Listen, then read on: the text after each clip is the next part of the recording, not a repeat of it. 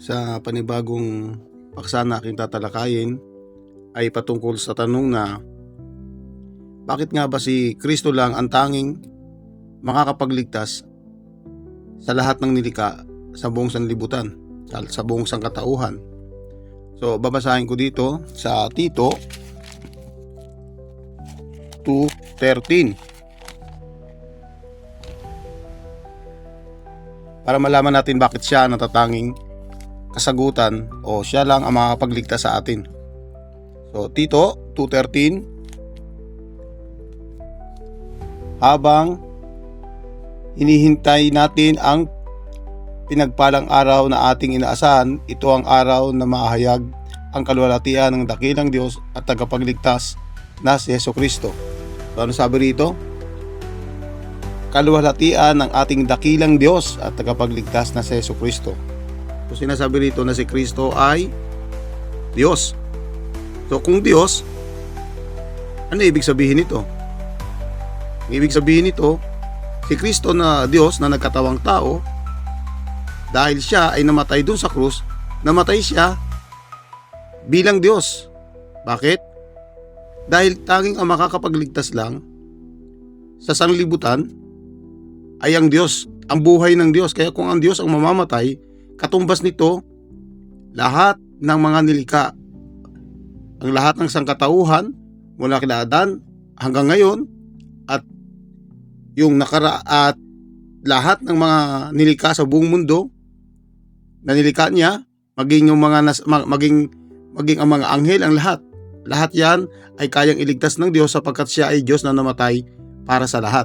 Dahil siya ay Diyos, makapangyarihan ito, dahil ang buhay ng Diyos ay hindi kayang itumbas sa lahat. Lahat tayo, kahit pagsamasamahin pa ang buhay natin o ang lahat ng nilikha, hindi natin kayang tumbasan ang isang buhay ng Diyos na mamamatay. Dahil kagaya ng sa mga ari-arian natin, tayo bilang tao na meron tayong mga ari-arian, lahat ba ng mga ari-arian na meron tayo, mula sa bahay, lupa, sasakyan, at lahat ng mga gamit na meron tayo, kaya bang tumbasan ang buhay mo pag namatay ka, pag nawala ka? Di ba hindi? Hindi kayang tumbasan ng lahat ng mga tinatangkilik mo ang buhay mo. Dahil higit na mahalaga ang buhay mo kaysa sa mga ari-arian mo. Ganyan din, ang Diyos ay mahalaga kaysa sa lahat. Hindi kayang itumbasan ng anumang bagay na nilikha sa mundong ito, maging sa mga bagay na nilikha sa langit. Hindi kayang tumbasan ang buhay ng Diyos. Kaya ganun kamakapangyarihan ang buhay ng Diyos na namatay para sa atin.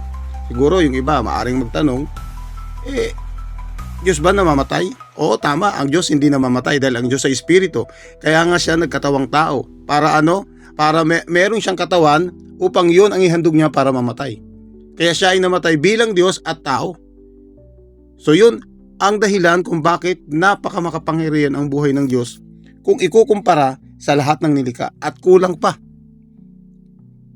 ang buhay ng lahat ng buhay ng nilikha. May buhay o wala, kulang pa ito para sa isang buhay ng Diyos na namatay. Kaya ganyan ka makapangyarihan si Kristo bilang Diyos na namatay.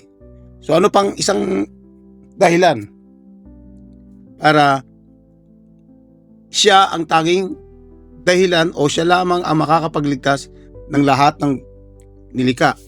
So mababasa natin ito sa Kolosas. Nasa Kolosas po ito. Kolosas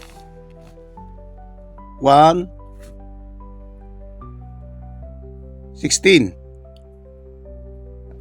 Sapagkat sa pamagitan niya nilikha ang lahat ng nasa langit at nasa lupa, nakikita man o hindi, pati ang mga espiritual na kapangyarihan, paghahari, pamamahala at pamumuno. Ang lahat ay nilikha ng Diyos sa pamagitan niya at para sa Kanya.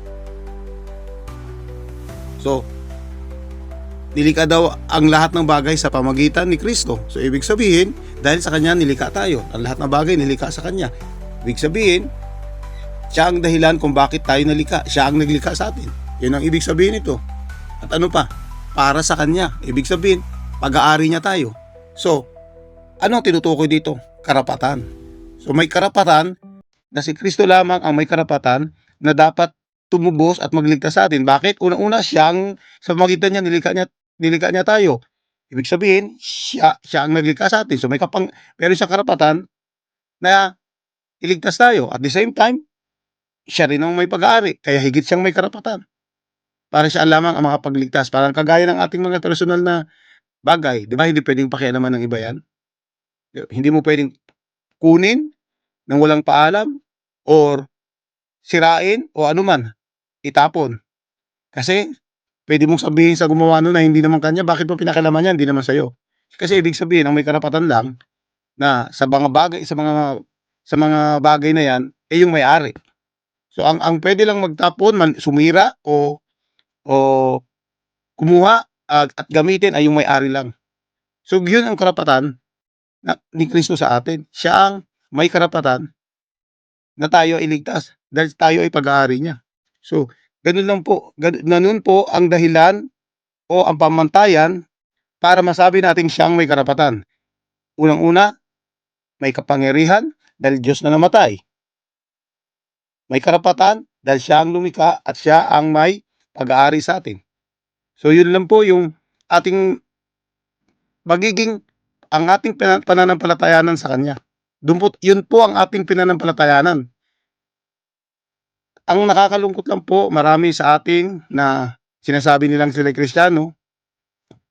Sabi nila, pero ang tanong, ano ba yung pananampalataya mo sa Kanya? Ano pinanampalatayanan mo? Para sa kanila, tao, propeta, anghel, o anuman. Sa tingin ba ninyo, ang buhay ng isang tao o ang buhay ng isang propeta, maging ang buhay ng anghel, kayang ipangtubos sa lahat para maligtas? Wala. Kaya nga ang pinili ng Ama para magligtas sa buong sanlibutan ay yung kanyang anak, dahil ang anak ay kagaya niya ng Diyos at ang buhay niya bilang Diyos ay hindi kayang itumbas sa lahat, walang kayang makakatumbas. Kaya kaya niyang tubusin ang lahat ng nilikha. Hindi mo pwedeng itumbas ang buhay ng tao o ng anghel o propeta. Diyos lang ang makakapagligtas nito, kaya ang inutusan niya yung anak niya. So, nakakalungkot lang.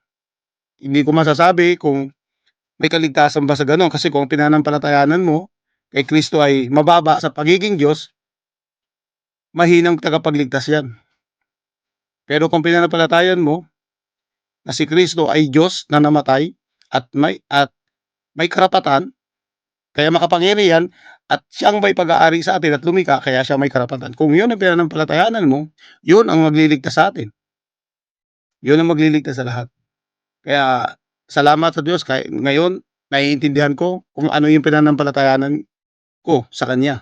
Kasi marami nagsasabi nananampalataya, pero tanungin mo kung ano yung pinanampalatayanan mo kay Kristo. Tanungin mo para sa kanila kung sino si Kristo. Hindi nila naipapaliwanag yan, hindi na naiintindihan. Pero kung ito ang pinangahawakan mo at ito ang pinanampalatayanan mo, yun ang ikaliligtas mo dahil makapangyarihan at may karapatan. So yun lang po ang aking ibinibigay sa inyo sa katuluang ito na ating natutunan dito sa Biblia. Kaya salamat po sa lahat ng mga nanonood po rito at nakikinig. God bless po always sa ating lahat.